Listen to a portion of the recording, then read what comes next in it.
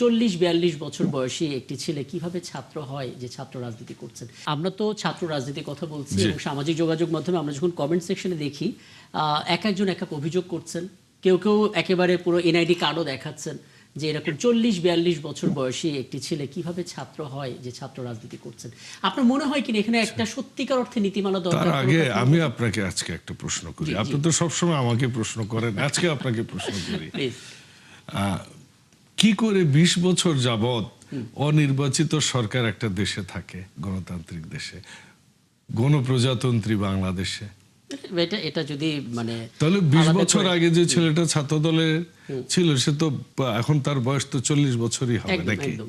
উত্তরটা পেয়েছেন বোধহয়। 1 2 ছাত্র দলের কাউন্সিল তো আপনার বিএনপির পার্টি অফিসে হওয়ার কথা না, তাই না?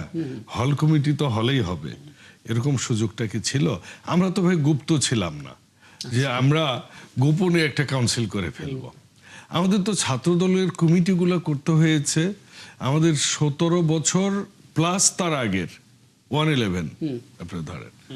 তো দীর্ঘদিনের একটা গ্যাপ, এটা টাইম লাগবে, আরো হয়তো 2-3 বছর লাগবে আপনি যেটাতে বলছেন ওই জায়গায় আসতে।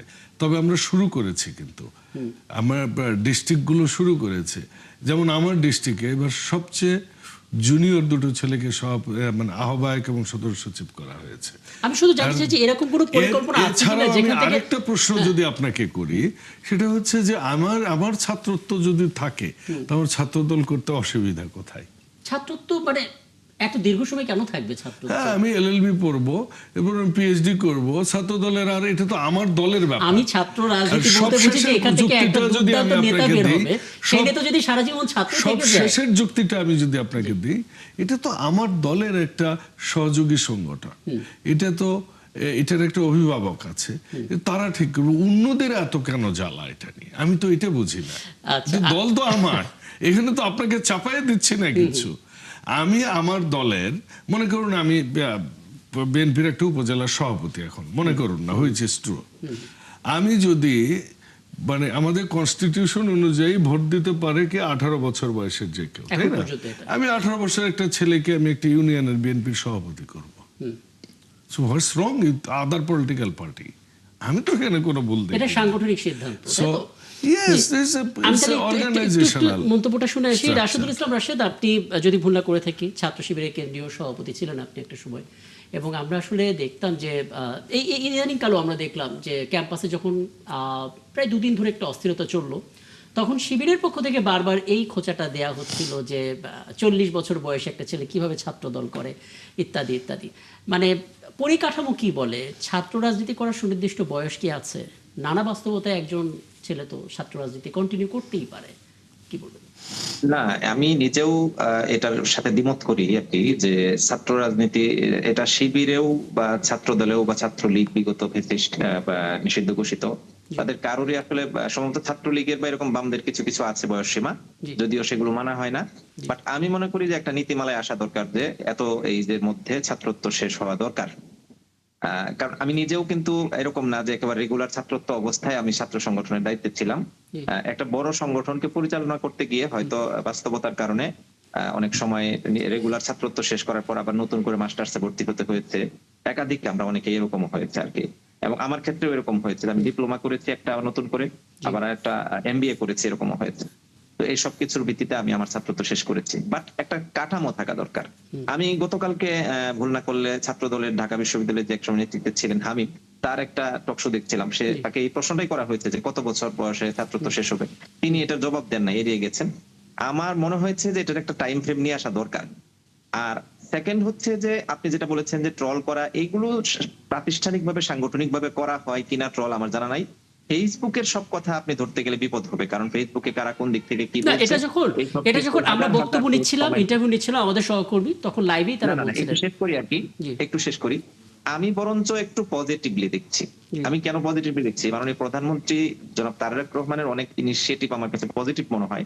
তিনিও যেহেতু এখন ঢাকা বিশ্ববিদ্যালয়ে যাচ্ছেন, তার ঢাকা বিশ্ববিদ্যালয়ে যাওয়াকে কেন্দ্র করে আমার বিশ্বাস যে ছাত্র দলের রাজনীতিতেও একটা গুণগত পরিবর্তন আসবে। কারণ দেখবেন যে আপনার বিগত সময়ে গত বছর যে ডাকসু নির্বাচন হয়ে গেল, ডাকসু সকল ছাত্র সংসদ নির্বাচনে বা বড় ইউনিভার্সিটি গুলোর নির্বাচনে কিন্তু ছাত্রদল পরাজিত হয়েছে এবং চরমভাবে পরাজিত হয়েছে, এবং ছাত্র শিবির ব্যাপকভাবে এখানে বিজয় লাভ করেছে, বলা যায় যে ভূমিধস বিজয়। এই যে এটা আসার কারণটা কি? এটা আসার কারণ হচ্ছে যে ছাত্রদল বা গতানুগতিক যে ছাত্র সংগঠনগুলো আছে সেগুলো যে ফরম্যাটের রাজনৈতিক কর্মসূচিগুলো দেয়, ছাত্র রাজনৈতিক কর্মসূচিগুলো দেয় ছাত্র বান্ধব, সেগুলো হয়তো পছন্দ করছে না ছাত্ররা। ছাত্র শিবির বা এরকম আদর্শিক সংগঠনগুলোর কর্মসূচি পছন্দ করার কারণে তাদেরকে কিন্তু বেছে নিচ্ছে। এই যে এটা করতে পারছে না কেন, এখানে দেখুন যে যখন একজন স্টুডেন্ট তার রেগুলার লাইফ শেষ করে একটা দীর্ঘ সময় ব্যাপী ছাত্র সংগঠনের নেতৃত্বেই থাকছেন, মানে তিনি মানে আসলে মানে আমরা তাহলে এই পর্যন্ত যদি আমি একটু একটু শেষ কাউন্ট করি, করি তাহলে আমরা একটু এভাবে কি বলতে পারি 30 যে সেকেন্ড বলি। মানে আপনার ক্লেমটা, হ্যাঁ আপনার ক্লেমটা যদি এভাবে আমি বলি। 30 সেকেন্ড বলতে চাই, 30 সেকেন্ড। হ্যাঁ প্লিজ। মানে আমি বলতে চাচ্ছি যে তারা এই যে এইজ গেপটা আর কি, দেখা যাচ্ছে 30 বছরের পরে বা 40 বছর পর্যন্ত পৌঁছে যাচ্ছে একজন ছাত্র নেতা, সেই ছাত্র নেতা আমার 17, 18, 20 বছরের যে একজন স্টুডেন্ট তার এইজ মানে কি বলে রিলেট করতে পারছে না, যেন নতুন কোন সুন্দর ইনোভেটিভ কর্মসূচি নিতে পারছে না। এখন এই জন্য ছাত্র দলের বা এরকম সংগঠনগুলোর প্রতি মানুষের ছাত্রদের বিমুখতা তৈরি হয়েছে, এটাই আমার কাছে বেশি মনে হয়েছে। মানে এখানে শুনলে হয়তো অনেকে এটা ভাববেন যে ছাত্র শিবির সবসময় গুণগত সম্পন্ন একটি দল, এখন ছাত্র দলের একটা গুণগত পরিবর্তনের সুযোগ এসেছে। এসেছে অবশ্যই সুযোগ পাবে তারা। সেটা আমার সন্তান আমার কাছে সবচেয়ে প্রিয়, সবচেয়ে ভালো, আচ্ছা। এটা খুবই স্বাভাবিক। আর যেটা বললেন উনি যে বলেননি, একটু খোঁচা দিলেন জনপ্রিয়তা আসলে ওই নীলক্ষেতে ব্যালট ছাপাইলে জনপ্রিয়তাটা পাওয়াই যায়। জনপ্রিয়তা 12 ফেব্রুয়ারি 2026 বাংলাদেশের লোকজন প্রমাণ করে দিয়েছে। আমি এই আলাপটা শেষ করবো আপনার একটা মন্তব্য নিয়ে। বাবুল ভাইকে একটু বলবো আর কি, আমি কি বলতে পারবো একটু? আপনি 1 মিনিটের মধ্যে কিন্তু বলতে পারবেন, 1 মিনিট। জি জি। আমি বাবুল ভাইয়ের সাথে একটা টক শোতে গিয়েছিলাম, বাবুল ভাই কিন্তু বলেছেন যে জাতীয় ইলেকশন এবং ছাত্র কি বলে সংসদের ইলেকশন এক নয়। তো আজকে আবার হঠাৎ করে বাবুল ভাই কেন কি বলে এক নয়, এটা এখনো বলছি এক নয়, এটা এখনো বলছি এক নয়, কিন্তু জাতীয় ইলেকশনের ব্যালট কিন্তু নীলক্ষেতে পাওয়া যায়নি। ঢাকা ইউনিভার্সিটির ব্যালট নীলক্ষেতে পাওয়া গেছে, জাতীয় ইলেকশনের রেজাল্ট সন্ধ্যার মধ্যে হয়ে গেছে, আর একটা বিশ্ববিদ্যালয়ের রেজাল্ট হইতে 2 দিন 3 দিন লাগে। এটা ইতিহাস, এটা বিশ্ব রেকর্ডে, এটা গ্রিনিস বুকে, গ্রিনিস ওয়ার্ল্ডেও এটা লেখা থাকবে। আচ্ছা যাই হোক, আমি সবশেষে একটা মন্তব্য কাজে মনোদিন একটু করবেন। আপনি ছাত্র রাজনীতি করেছেন, ফজলুদ্দা বাবুল করেছেন রাশেদুল ইসলাম রাশেদ। ওই সময় আমরা দেখতাম মৌখিক যুদ্ধ হতো, বাকবিতণ্ড হতো, কথোপকথন, তর্ক বিতর্ক, নানা কিছু হতো। কিন্তু এখন যেটা হচ্ছে ভার্চুয়াল জগতে বট বাহিনী দিয়ে চরিত্র হনন চলছে। মানে এটা তো ছাত্র রাজনীতি বটে, জাতীয় রাজনীতির জন্য তো একটা বড় ধরনের মানে অশনি সংকেত। এটা কিভাবে ঢুকছে? আচ্ছা, আমি যে সময় ঢাকা ইউনিভার্সিটিতে পড়তাম, আমি সূর্যসেন হলে থাকতাম। আমার রুমে ভিপি, মানে আমি ওই সময় যখন ফার্স্ট ইয়ারে পড়ি, ভিপি ছিলেন ছাত্রলীগের, জিএস ছিলেন ছাত্র দলের, এবং বিভিন্ন দলের প্রতিনিধিত্ব ছিল। পরে ছাত্র দল একসাথে পেয়েছে। মজার ব্যাপার হচ্ছে দুজনে আমার রুমে আসতেন। আমি ফার্স্ট ইয়ারের ছাত্র, ওনারা মুরব্বী মানুষ আমার রীতিমতো। এবং আমাদের এই যে ভাই জানেন যে সে সময় আমাদের মধুর ক্যান্টিনে আমরা যখন আড্ডা দিতাম তখন কিন্তু সব ধরনের পলিটিক্যাল পার্টি ছিল, এবং আমরা রাতের পর রাত ডিবেট করেছি, নানা ধরনের তর্ক। এই তর্কের মধ্যে দিয়ে কিন্তু আমাদেরও একটা সহনশীলতা গড়ে উঠেছে। আমি সাংবাদিকতা আসার পরে ওই টলারেন্সটা আমাদের কাজে লেগেছে। এবং 90-এর আন্দোলন যখন হয়, 28শে নভেম্বর 1990 আমরা কারফিউ ব্রেক করেছি, কোনো দলের লিডারশিপ লাগে নাই, কমন স্টুডেন্টরা আমরা কারফিউ ব্রেক করেছি এবং কার্যত ফান করতে করেছি। এইরকম পলিটিক্যাল স্পিরিটের ছিলাম। সেই জিনিসটা বাংলাদেশে দুভাবে ক্ষতিগ্রস্ত হয়েছে। একটা ডিপলিটিসাইজেশন হয়েছে। আপনি 93-94-এর পরে ছাত্র সংগঠনগুলোর ইলেকশন কিন্তু হয় নাই সারা দেশে। এরপরে 96 থেকে 2001-এ আওয়ামী লীগ ভয়ে দেয়নি।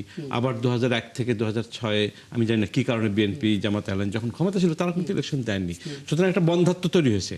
এর সাথে যুক্ত হয়েছে আমার সাংবাদিক গুরু সবসময় বলেন ডিপলিটিসাইজেশন, বিরাজনীতিকীকরণ। 111 হচ্ছে বাংলাদেশের রাজনীতির সবচেয়ে সর্বনাশ আপনি শুধু ভার্চুয়াল যে অস্থিরতা। আচ্ছা, এখন এর মধ্যে যখন আপনি ডিপলিটিসাইজেশন করবেন, মানুষ তো পলিটিক্যাল অ্যানিমাল, সে তো চুপ করে থাকে না, সে ভেন্টিলেট করে। সে ভেন্টিলেশনের জায়গাটা হচ্ছে সোশ্যাল মিডিয়া, এবং সেখানে খুব ভদ্রভাবে করে না, হস্টাইল ম্যানারে করে। এবং আমাদের সামাজিক ফেব্রিক ভেঙে গেছে গত 2 দশকে। আমাদের পরস্পরের প্রতি আমাদের বিদ্বেষ বেড়েছে, কারণ মানুষের ভেন্টিলেট করার, ডেমোক্রেটিক রাইট এক্সারসাইজ করার, ভিন্নমত প্রকাশের সুযোগ আপনি দেননি। যেহেতু সুযোগ দেননি, যখন আমি যেখানে সুযোগ পাচ্ছি সুযোগ ব্যবহার করছি গালি সহকারে। আমি আসলে একটা উত্তর পেলাম যে আমাদের আসলে মানে ওই যে পাশে বসে আপনারা আড্ডা দিতেন, এখন তো সেই সুযোগটা নেই। ভিন্ন রাজনৈতিক দলগুলো ওই ব্রিদিং স্পেসের জন্য তারা আসলে সোশ্যাল মিডিয়া বেছে নেয় এবং সেখানে আসলে যেহেতু কোনো লাইসেন্স লাগে না, ভাষা দিয়ে যা যা ইচ্ছা আক্রমণ করা যায়।